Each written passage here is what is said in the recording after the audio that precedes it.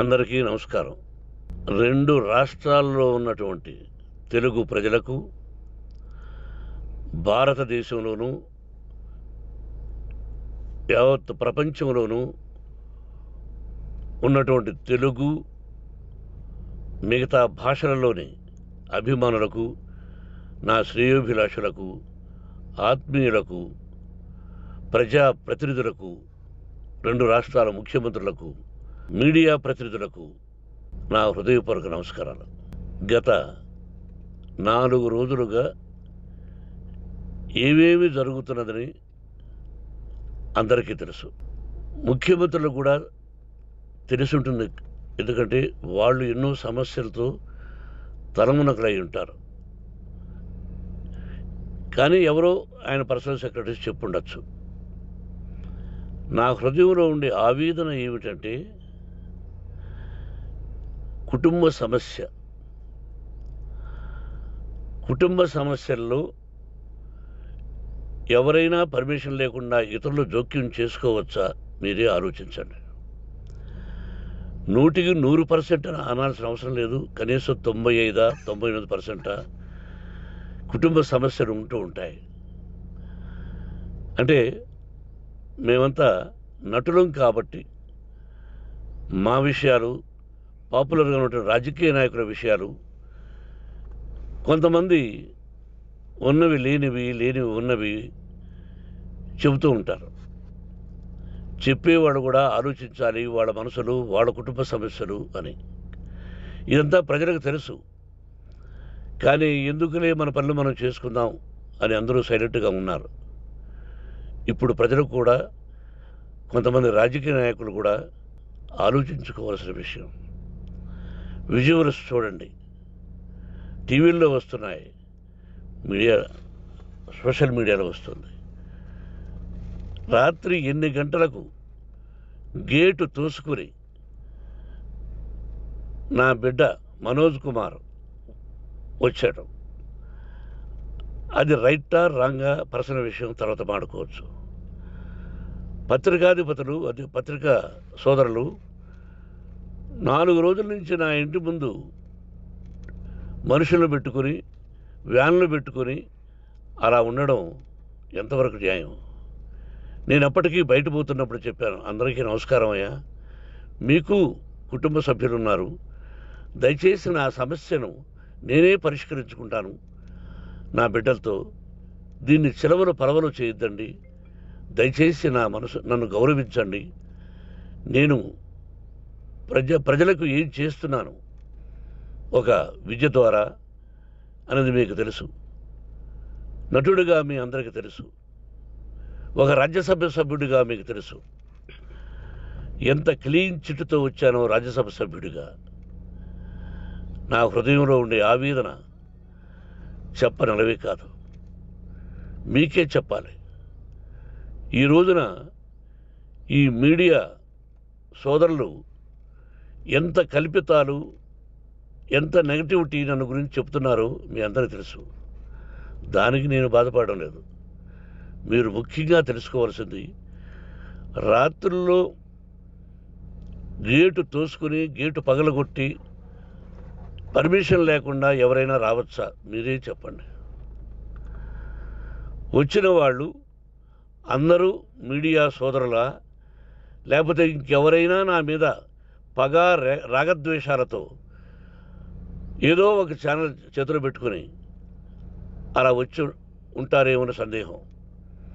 కానీ వాళ్లను కొట్టాలని, తిట్టాలని మనసా వాచా దైవసాక్షిగా నేను అలా ఆలోచించేవాడిని కాదు. ఎందుకు? వాళ్ళు ఉద్యోగస్తులు, నేను కూడా ఉద్యోగస్తునే, అందరూ కూలివాళ్ళం. భగవంతుడు ఇస్తుంటాడు మనకు కూలి. ఎవరికి ఏమిటనేది ఆయన నిర్ణయిస్తాడు. ఇది మీ అందరికీ తెలుసు. వాళ్లకు నేను చెప్పినా వినకుండా ముందు నమస్కారం పెట్టాను. అయినా అతను నేను కొట్టామనే చెప్తున్నారు తప్ప, మైక్ తీసుకెళ్ళి నోట్లో పెట్టాము, నా కన్ను పోవలసింది. కన్ను పోయి ఉంటే అప్పుడు నేను కేసులు పెట్టాలి. అది నా కన్ను పోలేదు, కొంచెం తగిలింది కంటి కింద, నేనే ఎస్కేప్ అయ్యాను. లేకపోతే నా జీవితం గుడ్డిదయ్యేది. అతనికి తల కాదు చెంప మీద తగిలిందన్నారు. ఓకే, ఆ చీకట్లో ఎలా జరిగిందన్నది వాస్తవమే. మైకు లాక్కోవడం, వాడు నన్ను కేకలేయడం, ఆ దీనిలో ఘర్షణ జరిగింది. నేను కొట్టిన దెబ్బ అతనికి తగిలింది అన్నారు. దానికి హృదయపూర్వకంగా బాధపడుతున్నా. అతను నాకు తమ్ముడే. ఒక తల్లి బిడ్డలం కాకపోయినా I love them, I like them. అటువంటిది ఈ రోజుకి బాధపడుతున్నా నేను. అయ్యో, అతని భార్య ఎంత బాధపడుతుందో, అతని పిల్లలు ఎంత బాధపడుతున్నారో అని నేను ఆలోచిస్తున్నా. మరి నేనెంత ఆవేదనకు గురి హాస్పిటల్లో అయ్యానో. నటించింది సినిమాలో నటిస్తాను తప్ప నిజ జీవితంలో నటించాల్సిన అవసరం లేదు. నాకున్నది ఒకటి ధైర్యం, సాహసం. నీతిగా, న్యాయంగా, ధర్మంగా బ్రతకాలన్నది నా ఆలోచన. ఎందుకు కొట్టాలి? గేటు బయటుండి నేనేమైనా అసభ్యకరంగా వాళ్ళని కొట్టుంటే డెఫినెట్గా నా మీద 50 కేసులు కాదు 100 కేసులు పెట్టి నన్ను అరెస్ట్ చేయొచ్చు. లేకపోతే నేనే పోలీస్ స్టేషన్ పోయి, అయ్యా, ఆవేశంలో నా ఇంటి బయట ఉన్న వాళ్ళను కొట్టాను, నాది తప్పే అని పోలీస్ స్టేషన్కి ధైర్యంగా పెడతాను. కానీ ఇంటి లోపలికి వచ్చి నా ఏకాగ్రతను, నా మనశ్శాంతిని భగ్నం చేశాడు. ఆల్రెడీ నా బిడ్డ చేస్తున్నాడు. అయినా నీ కన్నబిడ్డ, ఎప్పటికీ నీ కన్నబిడ్డే.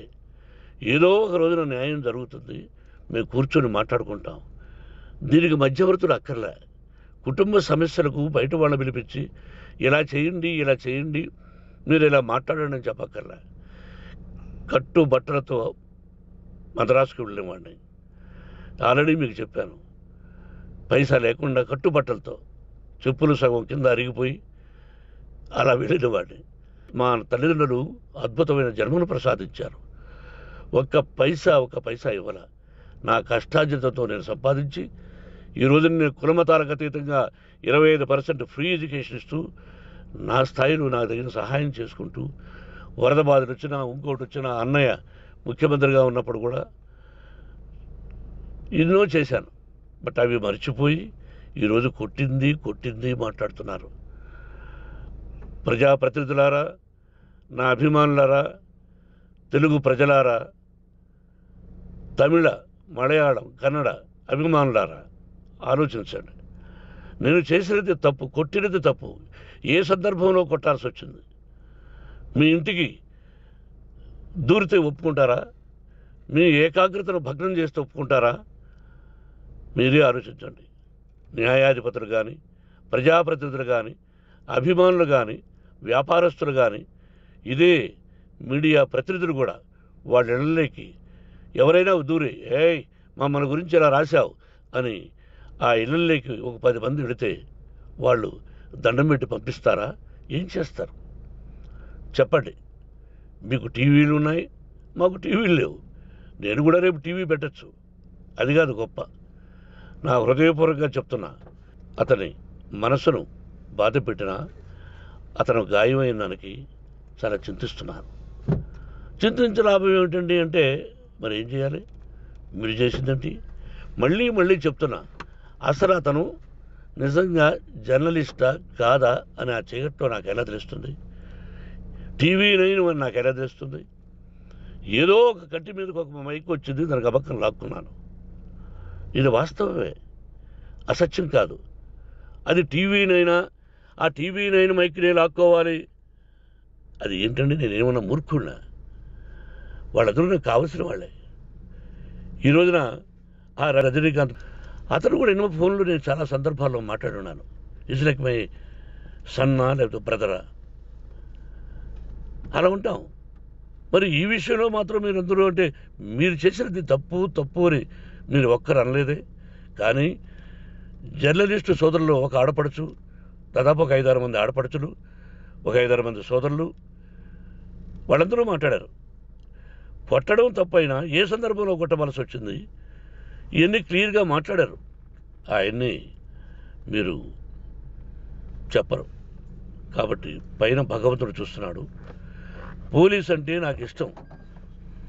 ప్రజలను కాపాడవలసిన బాధ్యత వాళ్ళది, రక్షణ కల్పించవలసింది.